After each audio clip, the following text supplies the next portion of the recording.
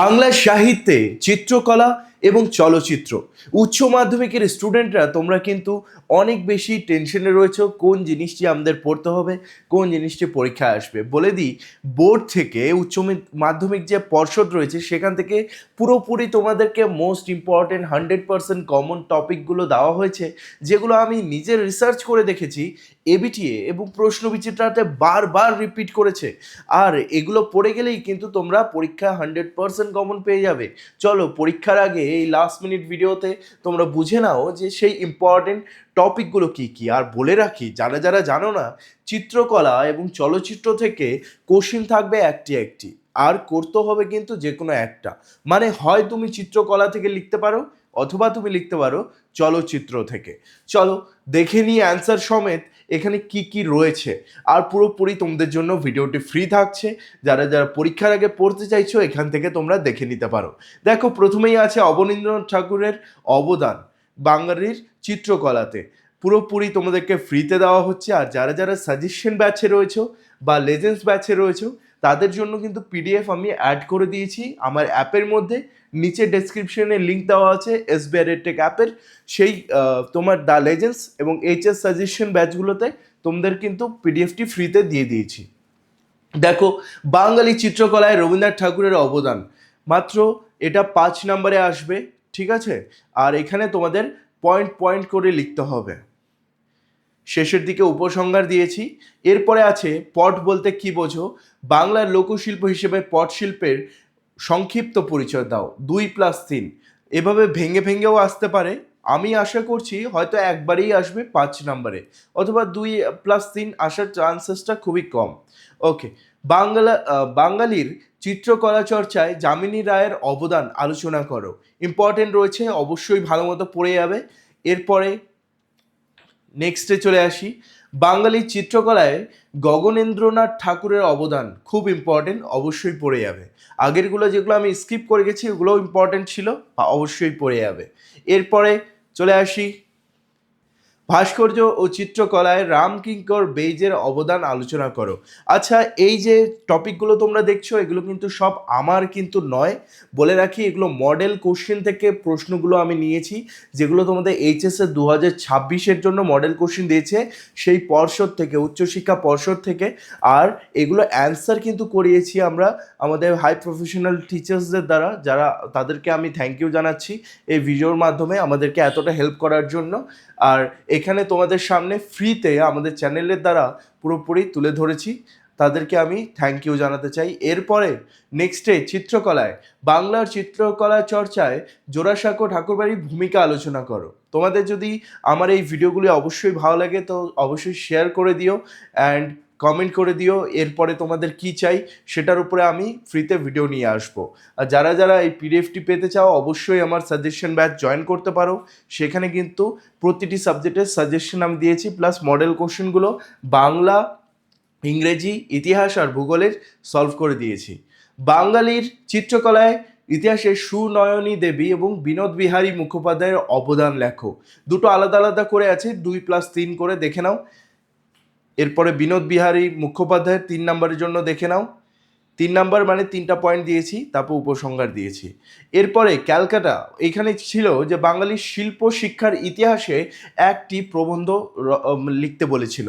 তো আমি সেখানে ক্যালকাটা আর্ট স্কুল বেছে নিয়েছি শিল্প শিক্ষাতে, ঠিক আছে। আর তারপরে তার সেই প্রবন্ধটি বা সেখানে উল্লেখটি করেছি। দেখো, এখানে যেহেতু 5 নাম্বার, তবে আমি অবশ্যই সেখানে 4টি পয়েন্ট দিয়েছি। আর উপরে দিয়েছি ভূমিকা, ভূমিকা দিয়ে তারপরে উপসংহার লিখেছি। এভাবে যদি তোমরা করো 100% 5-এ 5 পাবে।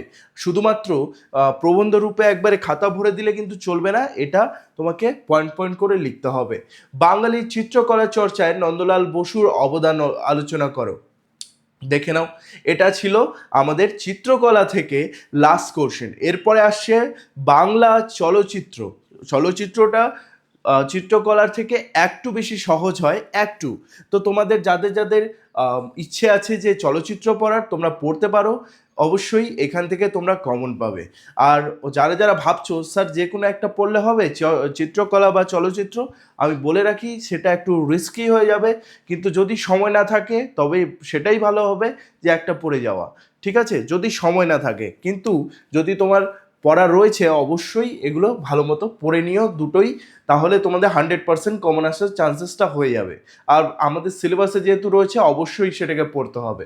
এখানে মডার্ন থিয়েটার্সের ভূমিকা নির্বাক যুগের সিনেমায়, এটা দেখে নাও, ইম্পর্টেন্ট রয়েছে এটা। ঠিক আছে, এরপরে ঋত্বিক ঘটক। আমি বারবার বলেছিলাম যে ঋত্বিক ঘটকটা খুব বেশি রিপিট করেছে এবিটি আর প্রশ্নবিচিত্রায়, তো এটা ইম্পর্টেন্ট। এরপরে মৃণাল সেন, এটাও ইম্পর্টেন্ট, বারবার রিপিট করেছে প্রশ্নবিচিত্রা আর এবিটিএতে। এরপরে চলে আসলো বাংলা চলচ্চিত্রের ইতিহাসে সত্যজিৎ রায়ের অবদান আলোচনা করো, ইম্পর্টেন্ট।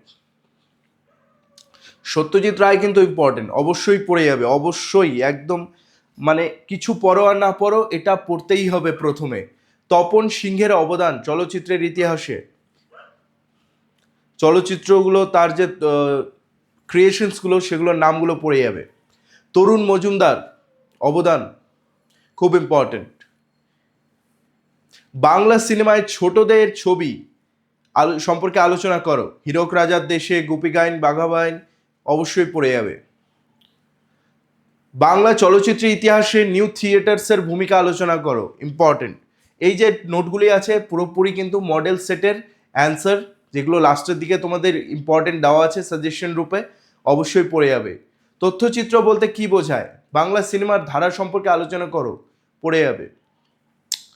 এই চ্যানেল কিন্তু আমি দেখো তোমাদের কাছে সব কিছু ফ্রিতে এবং এইরকম প্রিমিয়ামনেস নিয়ে এসেছি।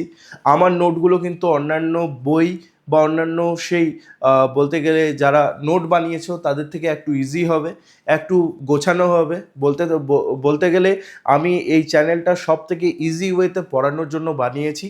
আমার অ্যানিমেটেড ভিডিওগুলোই তার প্রমাণ। অ্যানিমেশনের সাহায্যে আমি স্টোরি শেখাই তোমাদেরকে, স্টোরিগুলোকে আরও মজাদার করে তুলি। সেরকমই এখানকার অ্যান্সারগুলোও কিন্তু সব থেকে ইজি ওয়েতে আমি লেখার চেষ্টা করেছি, মানে টিচারকে আমি গাইড করেছি যে সব থেকে ইজি ওয়েতে লিখবেন, যাতে এমনও হয় যে 5-এ 5ও পেলো, এবং সব থেকে ভালো কথা হচ্ছে যে যাতে স্টুডেন্টের মনে থাকে।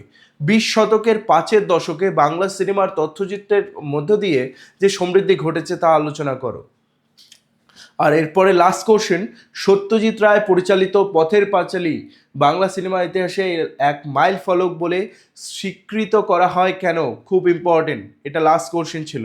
যাদের যাদের এই পিডিএফটি দরকার হবে তারা সায়েন্সের আর্টস ব্যাচ সায়েন্সের সাজেশন ব্যাচ নিতে পারো, অথবা এইচএস সাজেশন আর্টস ব্যাচ নিতে পারো, যেটি কি আমার অ্যাপের মধ্যে থাকবে, সেই ডেসক্রিপশনে লিঙ্ক রয়েছে। এটা ম্যাটার করে না যে তুমি 2026-এ দিচ্ছ না 27-এ দিচ্ছ, এই যে টপিকগুলো আমি দেখালাম এগুলো কিন্তু চিরকাল ইম্পর্টেন্ট থাকবে তোমাদের জন্য যতদিন এই সিলেবাসটি রয়েছে। আর এটা পেতে গেলে তোমাদের এসবিআর এডটেক অ্যাপটি ডাউনলোড করতে হবে। আর যারা যারা একটু অসুবিধা রয়েছে তারা এখান থেকে ভিডিও থেকে স্ক্রিনশট করে নিয়ে পড়ো। তোমাদের সবার জন্য বেস্ট উইশেস রইল।